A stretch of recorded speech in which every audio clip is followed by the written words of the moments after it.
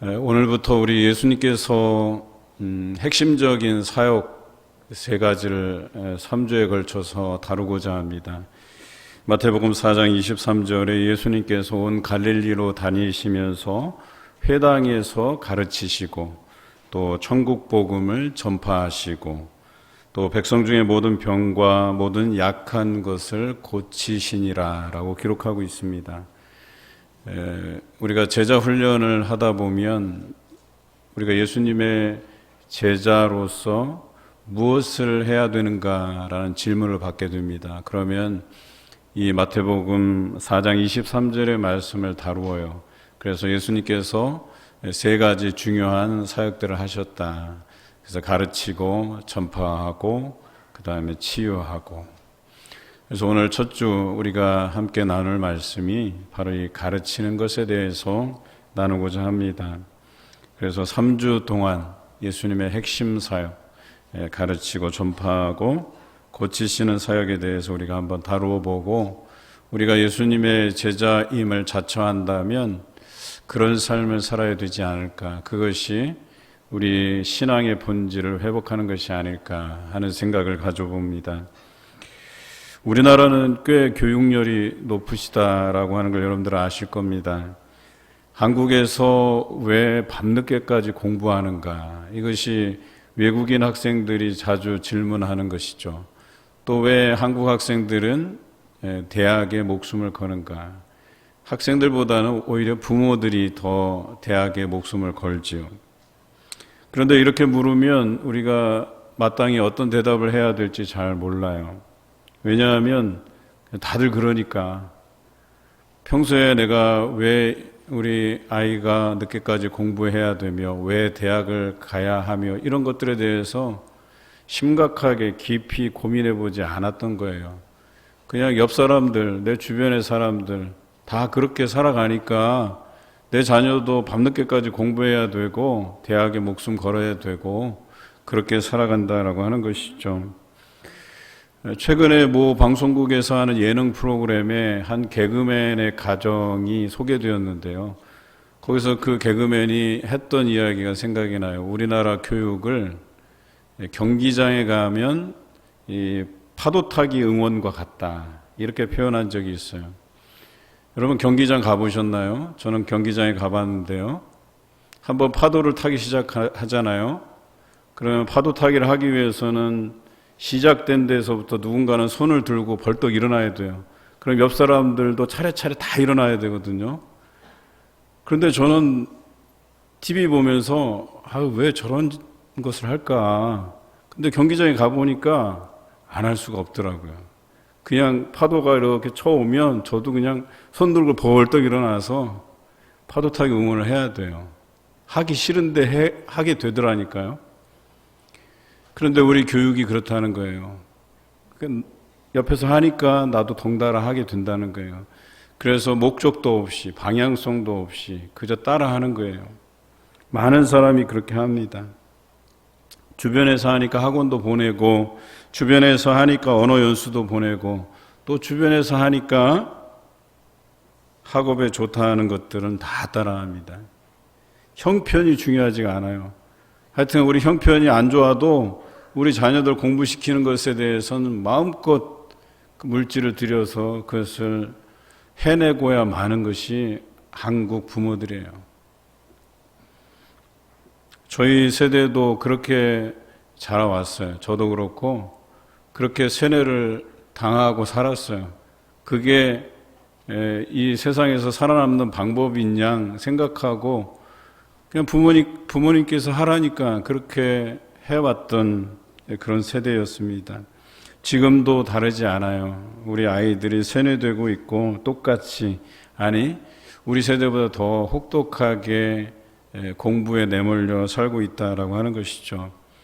제가 아주 학교의 이 정규 과정을 한 몇 시간 정도 하는지 계산을 해보니까 그냥 적게 잡아도 하루에 7시간, 그리고 학교 정규 과정이 끝나고 돌아와서 학원 간다 생각하고, 그래서 1시간, 최소 1시간, 그럼 하루에 8시간 정도는 우리가 일반 교육에 할애를 하는 거죠. 닷새를 그렇게 할애하면 40시간이 돼요. 40시간 동안을 우리 아이들은 일반 교육에 이렇게 노출돼서 그것을 할 수밖에 없는 상황에 있죠. 그런데 우리 신앙교육은 어떠합니까?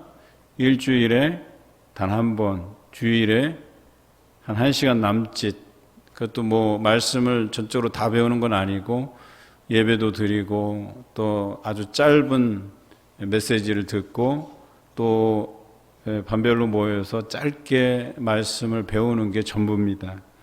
제가 생각하기에는 말씀을 배우는 시간은 1시간도 안 되는 것 같아요. 여러분이 교회 가는 그 시간도 아깝다고 자녀들에게 이야기하기 전에 이미 구조가 40대 1의 구조를 가지고 있는 거예요. 그런데도 불구하고 그 1시간 교회 가서 예배드리고 말씀 배우는 것이 아까워서 가지 말라 하고, 야, 엄마가 기도하면 되니까, 아빠가 기도하면 되니까 너는 교회 가지 말고 너는 그냥 공부해. 이게 저희 부모 세대의 이야기예요. 저희 아버님이 장로님이셨는데 늘상 그랬어요. 저한테도. 아유, 교회 가는 시간도 아깝다. 좀 부끄러운 일이죠, 사실은.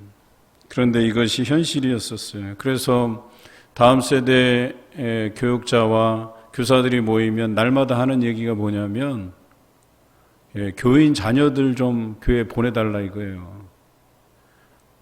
고등학생만 되면 빠르면 고1, 고2 때 아예 그냥 교회와 인연을 끊어버리고 그냥 예배드리지 않고 살아가요. 그리고 부모가 혼자 그 신앙의 짐을 다 짊어지고 살아가는 게 우리 부모님 세대, 저희 세대의 이야기라고 이야기하는 겁니다. 여러분, 아이들과 청소년들의 문화를 이해하는 것 너무나도 중요하긴 해요. 그런데 그것에 초점을 맞추다 보면 신앙교육은 결국에 껍데기로 변질되고 만다라고 하는 것이죠. 얼마 전 모 교회에서 운영하는 국제학교가 문제가 됐어요. 코로나 집단 감염에 걸려서. 그런데 그 아이들을 모으는 방법이 이래요. 좋은 대학에 보내주겠다. 저렴한 돈으로, 물론 이렇게 뉴스에 나온 거에 의하면 저렴하진 않아요. 돈을 많이 내요. 그런데도 불구하고 그런 미끼를 물고 사람들이 몰려와서 기도하는, 기도도 하고 예배도 드리고 다 해요, 할 거는. 그런데 한번 생각해 보시자라는 거예요. 그들이 교회에 모인 목적이 뭐냐? 대학 가는 거예요? 아니면 하나님 앞에 신실하게 서가는 거예요? 그런데 목적 자체가 틀렸다라고 하는 거예요. 목적 자체가. 이것이 본질의 문제를 접근하는 방식인데 그냥 많이 모으면 대수라고 생각하는 거예요. 교회도 과연 그럴까요? 그냥 사람이 많이 모이면 될까요? 여러분, 교회에 사람이 많이 모이게 하려면 아주 간단한 방법이 있어요. 그냥 크게 광고를 내서 매주 교회에 참석하시는 분들은 10,000원씩 드립니다 하면 엄청나게 몰려와요. 여러분, 요즘 500원짜리 동전 하나 받기 위해서 도시권에서는요, 수백 명이 줄 서서 그 500원 동전 하나 받으려고. 그런 세상이에요. 여러분, 모으기 참 쉬워요. 돈만 그냥 뿌려대면 얼마든지 교회 사람들 모을 수가 있어요. 그런데 그게 하나님 보시기에 올바른 목적이냐라고 하는 거예요. 우리 본질적인 부분을 따지고 들어가자라고 얘기하는 겁니다. 이스라엘은 약속의 땅 가나안을 앞두고 어떻게 하면 그 땅의 그 우상들 또 여러 가지 유혹들로부터 자신들을 지킬 수 있을 것인가, 이것을 고민했어요. 그리고 그들이 결국 선택한 방법은 하나님께서 그들에게 요구하시는 그 삶의 자세를 마음 깊이 새겨야 되겠다라고 하는 그 결심을 하게 돼요. 하나님과의 관계가 끊어지지 않아야 그 세속적인 것들로부터 자신들을 지킬 수 있을 것이란 확신을 가지게 되었어요. 또한 그것이 하나님의 명령이기도 했습니다. 그래서 말씀을 새기는 거예요. 하나님께서 우리에게 요구하신 말씀대로 어떻게 살아갈 것인가를 날마다 고민하고 그것들을 마음에 새기는 그런 작업들을 했어요. 여러분, 부모 세대만 신앙적으로 잘 살아서 무엇하겠어요? 다음 세대에 우리가 그 신앙을 전수해 주지 않으면 소용이 없어요. 여러분, 우리 교회가 여러분만 신앙생활 열심히 한다고 다 되는 게 아니에요. 그러면 우리 교회의 미래 비전은 없는 거예요. 우리 다음 세대 자녀들에게 신앙을 전수해야 되고 또 그 믿음 안에서 자라가게 해야 되는 것이 우리 미래 앞으로의 150년, 200년을 바라볼 수 있는 그것이 희망이 되는 거예요. 그런데 자녀들에게 열심히 세상 일에 최선을 다하게 하고 나만 열심히 하면 된다? 이건 아니라는 거예요. 아내와 자녀가 또 남편과 자녀가 짊어져야 될 그 거룩한 부담감을 나 혼자 지려고 해서는 안 된다라고 하는 거예요. 우리가 시편을 묵상할 때 직접 기도하는 것이 중요하다고 제가 말씀드렸어요. 수요일 밤 예배 때. 직접 기도하는 게 중요해요. 여러분이 간접적으로 내 자녀를 위해서 기도하고 내 남편, 내 아내를 위해서 기도하는 것 물론 중요한데 그보다 더 중요한 것은 본인이 직접 기도하는 게 더더욱 중요하다라고 하는 것이죠. 우리 오늘 본문 4절과 5절 말씀 이렇게 기록되어 있는데요. 이스라엘아 들으라, 우리 하나님 여호와는 오직 유일한 여호와이시니 너는 마음을 다하고 뜻을 다하고 힘을 다하여 내 하나님 여호와를 사랑하라. 여러분, 제가 질문 한번 드리겠습니다. 여러분, 하나님 사랑하십니까? 그러면 제가 다르게 한번 질문을 드려볼게요. 여러분, 자녀들을 말씀으로 잘 가르치셨습니까? 예. 아까보다 아멘 소리가 많이 줄어들었네요. 날마다 말씀을 묵상하도록, 날마다 하나님께 기도하도록, 날마다 하나님을 높여 찬양하도록 여러분 가르치셨습니까? 어떤 사람은 앞에 질문과 뒤에 질문이 목사님 이건 좀 다른 것 아닙니까? 차원이 다른 질문 아닙니까? 반문하시는 분도 계실지 모르겠어요. 그런데 오늘 본문에서 하나님께서 말씀을 깊이 새기도록 부모 세대에게 요구하고 계시는데 그 첫 번째 말씀으로 주신 것이 하나님을 사랑하라라고 하는 것이었었어요. 다시 말해서 하나님을 사랑하는 것에서부터 교육이 시작된다. 말씀을 가르치는 일이 시작된다라고 하는 거예요. 다르지 않은 질문입니다. 여러분, 우리가 자녀들을 말씀으로 가르치는 것, 그것은 곧 하나님을 사랑하는 것과 같은 것이에요. 하나님을 진정으로 사랑하는 사람만이 그분의 말씀에 순종할 수 있는 것 아니겠습니까? 그래서 오늘 말씀은 이 말씀으로 자녀들을 가르치라고 우리에게 요구하시고 명령하시는 거예요. 그런데 우리가 그것을 순종하며 받아들이고 실천하면 그것이 곧 하나님을 사랑하는 것이고 그것에 대해서 거부감 가지고 하지 않는 것은 결과적으로 하나님을 사랑하지 못하는 것과 같다라고 하는 것이겠죠. 예수님께서도 이 땅에 오셔서 하나님의 나라와 의를 쉼없이 가르치셨어요. 딴 길로 가지 않으셨어요. 제자들에게도 딴 길로 가지 않도록 날마다 때로는 책망하시기도 하고 때로는 그들의 연약함을 이해하시기도 하고 때로는 그들에게 자세히 비유로 풀어서 설명하시기도 하셨다라고 하는 것이죠. 그래서 그들이 예수님의 제자들이 그런 가치관을 가지고 살아갈 수 있도록 하셨다라고 하는 점입니다.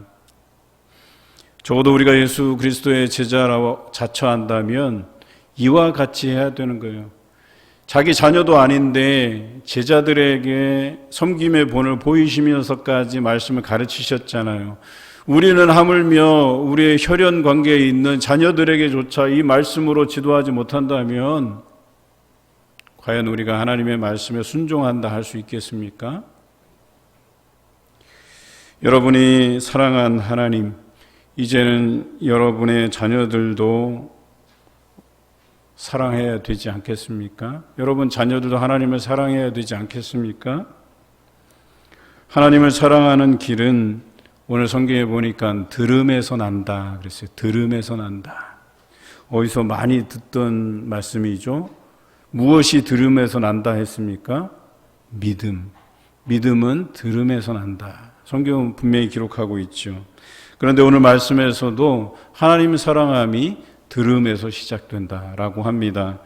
오늘 성경에 보니까 쉐마 이스라엘이라고 되어 있어요. 우리나라 말로 번역하면 이스라엘아 들으라. 듣는 것에서 시작돼야 된다라고 말씀하세요. 자주 들어야 돼요. 지속해서 들어야 돼요. 마음에 새겨질 때까지 들어야 돼요. 어떤 목사님이 설교 말씀을 하고 그 다음 주에도 똑같은 말씀을 하셨대요. 똑같은 본문을 가지고 똑같은 설교를 하셨대요. 그래서 사람들이 항의를 했다는 거예요. 목사님 왜 똑같은 설교를 하십니까?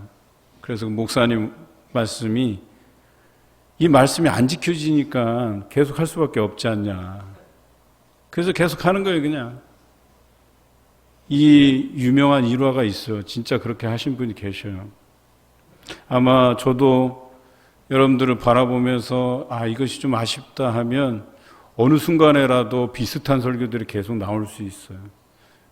그때는 좀 양해해 주세요. 이게 좀 우리가 뭔가 부족함이 있는가 보다 생각하시고 그 부분에 대해서 더 우리 깊이 묵상하고 마음에 새겨질 때까지 묵상하시면 좋겠습니다. 여러분, 들음이 믿음에서 나지요.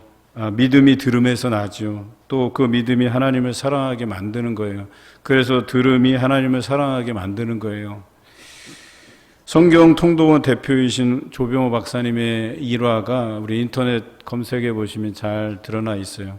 제 박사 논문을 하는데 도움을 주신 분이시기도 하고 제가 그 성경 통독원 렉처러 강사 자격을 가지고 있어요. 그분이 성경을 1년에 10독할 수 있는 그 앱을 이렇게 만드셨어요. 본인이 직접 녹음을 하셔서 근데 들어보시면 알겠지만 2배속이에요. 물론 더 빨리 들을 수도 있는데 2배속이라 성경을 충분히 통독하시지 않은 분들은 잘 안 들릴 수도 있어요. 너무 빠르니까. 그런데 성경 통독을 좀 해보신 분들은 2배속으로 듣잖아요. 하루에 40분만 들으면 1년에 성경을 10독 이상 우리가 듣게 돼요. 여러분, 듣는 거 굉장히 중요합니다. 이 조 목사님은 영국의 명문인 에딘버러와 버밍엄에서 박사과정을 하셨어요. 근데 남들은 꼭두 새벽부터 일어나서 도시락 싸들고 도서관에 가서 공부를 하는데 이분은 새벽에 일어나서 영어 성경을 계속해서 큰 소리로 읽었어요. 그것도 아침에 2시간씩.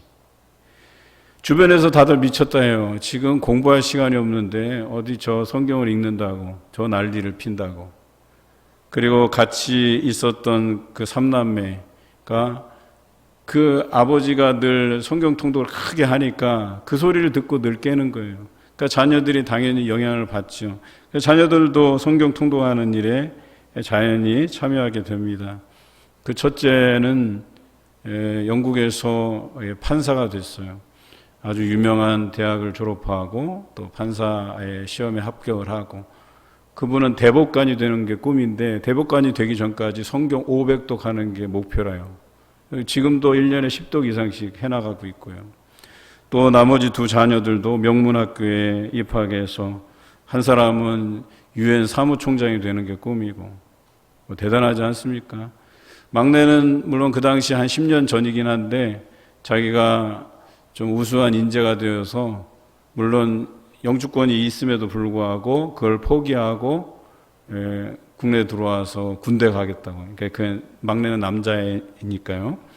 그래서 제가 알기로는 이제 국내에서 군대도 이렇게 다녀왔고. 그런데 조 목사님이 그 영국의 교육제도를 보고 깨달은 바가 있었대요. 막내 아이가 태어나서 거기서 3세가 될 때에 의무적으로 유치원 교육을 받아야 된다고 해요. 그래서 그곳에 갔더니 1년 동안 고작해서 배우는 게 뭐냐면 기초생활.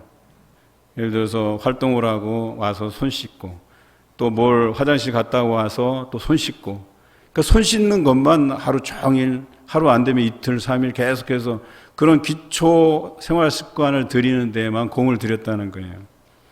그리고 나서 만 5세가 되면 만 5세부터 기초적인 그런 학습을 배울 수 있는 그런 능력이 된대요. 그때부터 학습을 배우기 시작한대요. 그리고 15년간 인문과학, 사회과학, 또 자연과학 공부들을 해 나간다고 해요.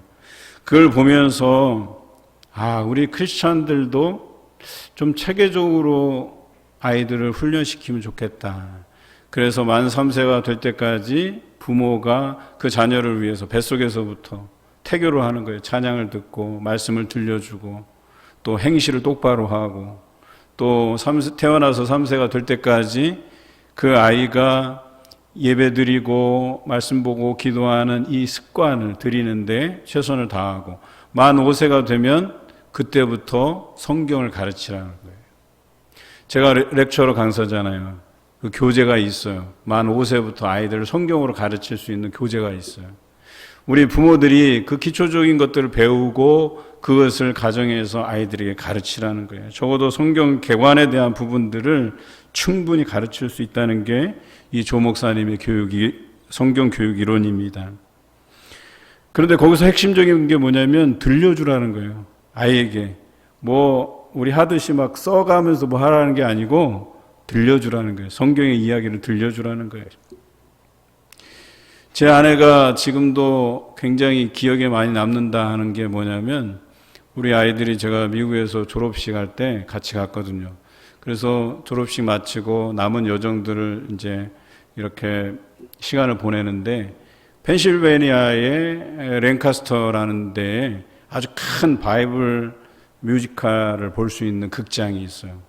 근데 마침 거기서 요나에 관한 이제 뮤지컬이 있어서 제법 비싸긴 한데 그래도 돈을 들여서 거길 갔어요. 가면서 얘네들이 영어로 들어야 되니까 영어를 못 알아들을 거 아니에요. 그래서 요나의 이야기를 제가 한 2시간 반 동안 운전해 가면서 아이들에게 요나의 이야기를 계속 했어요.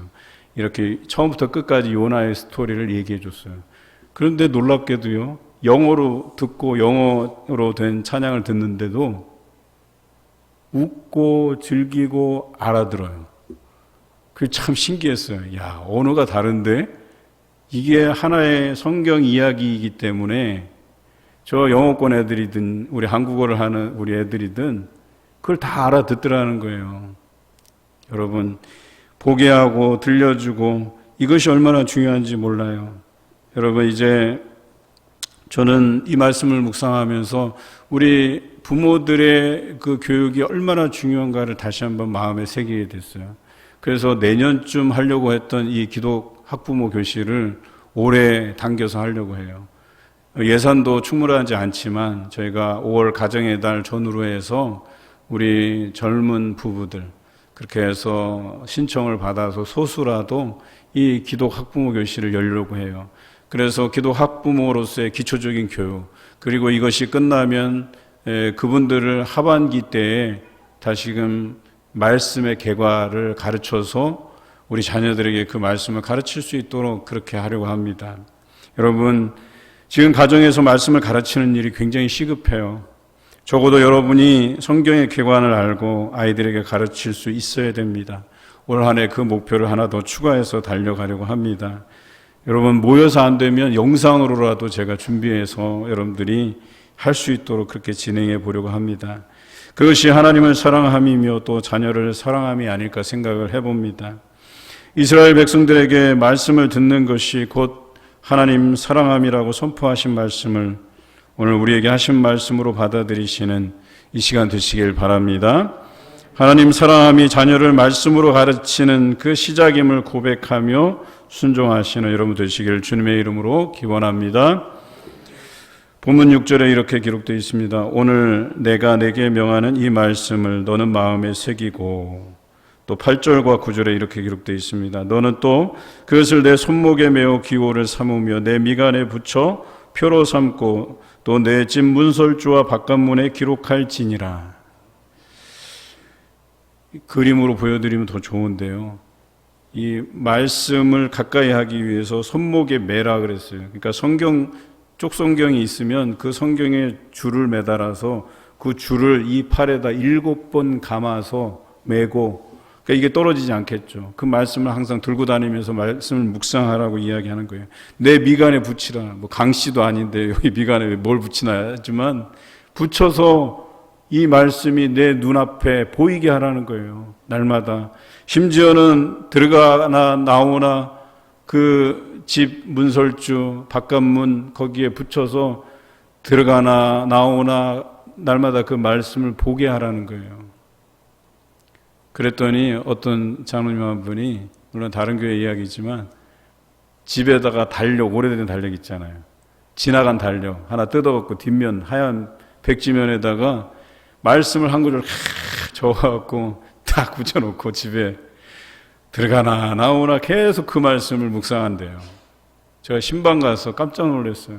물론 이게 글씨를 예쁘게 쓴 건 아니지만 얼마나 대단한지 모르겠어요. 성경대로 살려고 그래서 붙여놓고 사는 거예요. 여러분 오늘 집에 가셔서 안방에다 붙여놓고 화장실에다 붙여놓고 집 문에다가 붙여놓고, 신명기 말씀해 보니까 들어가도 복을 받고 나와도 복을 받고, 복을 받으려면 문 나가면서 하나님 복 주시옵소서, 들어오면서 복 주시옵소서, 또 나가면서 복 주시옵소서. 여러분 좀 미련하게 할 필요가 있어요. 이렇게 하라는 것은 여러분 말씀을 기억하라는 거예요. 부모가 먼저 이 말씀에 대해서 생각나게 하라는 거예요. 여러분 이 정도 결심이면요 1년에 10도 가는 거 어렵지 않습니다. 우리의 자녀들에게 말씀을 가르치기에 부족하지 않을 것입니다.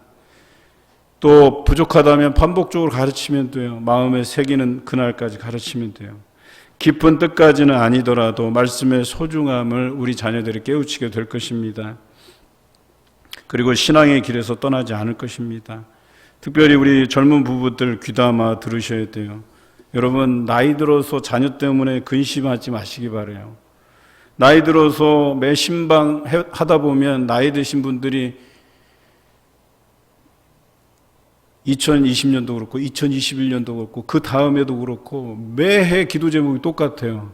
자녀 교회 안 나가는데 교회 나가게 해달라고. 이 기도 제목 내놓는 가정은 그 자녀가 교회 나가기 전까지는 평생이 기도 제목이 이거예요. 우리 젊은 부부들 후회하지 않기 위해서 지금이라도 우리 자녀들이 이 복음에서 떠나지 않기 위해서 말씀을 가르쳐야 돼요. 안 그러면 여러분들 나중에 나이 들어서요 평생을 그 기도 제목 하나만 놓고 기도해야 돼요. 그런데 지금이라도 늦지 않았으니까 우리 어린 자녀들에게 말씀을 가르치잖아요. 더 이상 신경 쓰지 않아도 돼요. 하나님께서 다 인도해 가세요. 귀한 일꾼으로 성장시켜 가세요. 자녀로 인해서 근심할 일이 없어요. 자녀가 부모의 기쁨이 돼요. 여러분 평생을 기쁨 가운데 살아갈 수 있는 방법이 자녀를 말씀으로 교육하는 거예요. 이것은 우리의 사명이지 해도 되고 안 해도 되고 하는 것이 아니에요. 여러분 성경에서 자녀들을 어떻게 가르치라고 말씀하십니까? 우리 본문 7절 우리 다 같이 읽겠습니다. 내 자녀에게 부지런히 가르치며 집에 앉았을 때든지 길을 갈 때든지 누워 있을 때든지 일어날 때든지 이 말씀을 강론할 것이며 라고 했어요. 여러분 예수님께서 가르치심에 대해서 언급한 것이 사복음서에서 42번이에요. 굉장히 많은 횟수예요. 그러니까 가르치는 것을, 특히 말씀 가르치는 것을 얼마나 중요하게 생각했는지 몰라요. 우리의 자녀들은요 언젠가는 이 험한 세상으로 나가게 돼 있어요.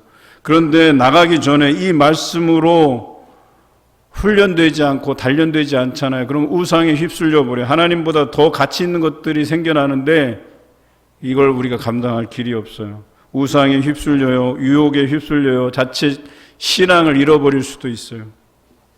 그런데 이것을 이길 힘은 말씀 외에는 없다라고 하는 사실입니다. 전도와 마찬가지로 때를 얻든지 못 얻든지 우리가 항상 힘써야 될 것이 이 말씀을 강론하는 거예요. 가르치는 거예요. 오늘 여기 성경에 보면 강론하다라는 표현이 영어 단어로 3가지 단어가 있어요. 첫째는 exposition이라고 되어 있어요. 전시. 여러분 엑스포 들어보셨죠?